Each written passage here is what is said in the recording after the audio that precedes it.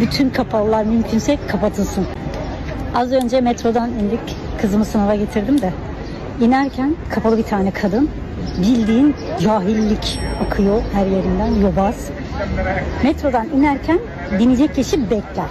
Yani belli bir kural var. Bu kurala uyacaksın. İneni bekleyeceksin. Çok basit. Kadın bildiğin Hanzo. Yanındaki kızı ondan beter Barzo. Bir de üstüne el kol hareketi yapıyor. Bir de döveceğim diyor. Bineceğim geri metroya. Kıza yazık olacak, sınava geliyor, yazık günah. Ama bu bildiğim artık tek bir gerçek var.